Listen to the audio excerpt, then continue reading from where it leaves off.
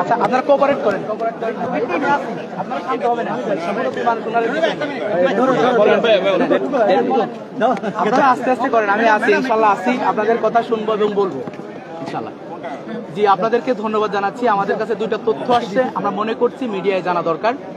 এক নম্বর তথ্য, যেখানে ভোট গ্রহণ করা হচ্ছে, আমি নিজেও ভোট দিয়ে আসলাম, সেখানে ভোট যখন দেওয়া হয়েছে ঠিক তার পাশেই সেখানে একটি সিগনেচার নেওয়া হচ্ছে। যিনি ভোটার তিনি ভোট দেওয়ার পূর্বে ওএমআর শিট নেওয়ার পূর্বে সেখানে একটা সিগনেচার দিচ্ছে।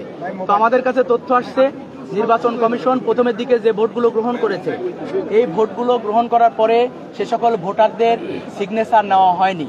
এই যে স্বাক্ষর নেওয়া হয়নি, আমার মনে হয়, আমি জানি না এটা নির্বাচন কমিশন কনসিয়াসলি জানেন কিনা নাকি সাবকনসিয়াসলি হয়েছে। যদি সাবকনসিয়াসলি হয়ে থাকে তাহলে আমরা বলতে চাই যে কোনোভাবেই নির্বাচন কমিশন এত বেশি অসচেতন ভূমিকা রাখতে পারেন না। আর আমার মনে হয় সাংবাদিক হিসেবে আপনাদের জানা দরকার যে কেন তারা এত বড় ভুল করতে পারেন, কিভাবে করতে পারেন। দুই নম্বর বিষয় বলতে চাই যে এখানে যারা প্রার্থী এবং ভোটার আছেন, যেহেতু সকল প্রার্থী ভোটার সবার কাছে আইডি কার্ড আছে, এর বাইরে প্রশাসন নির্বাচন কমিশন সুযোগ দিয়েছে কোনো প্রার্থীর পক্ষে যারা চাইবে তারা সেখানে পর্যবেক্ষক কিছু রাখতে পারবেন।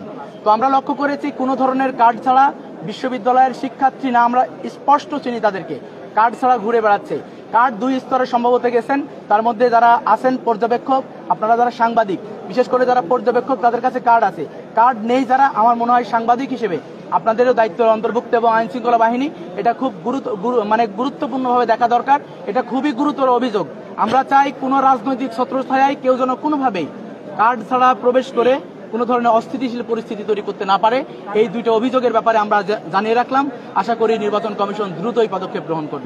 কোন সংগঠনকে কি দায়ী করছেন এই জন্য? আমি স্পেসিফিক কোনো সংগঠনকে দায়ী করছি না, যারাই এর সাথে সম্পৃক্ত তাদেরকে আপনারা খুঁজবেন। আমরা তথ্য আসলে আমরা অভিযোগ জানাবো। ধন্যবাদ জানাচ্ছি।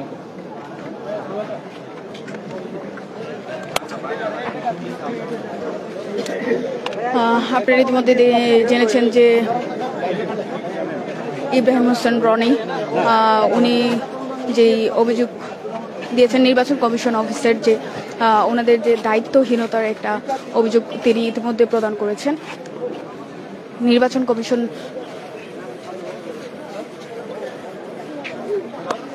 কমিশন অফিসারের যে এতটা দায়িত্বহীনতার পরিচয় তিনি দিয়েছেন তা তিনি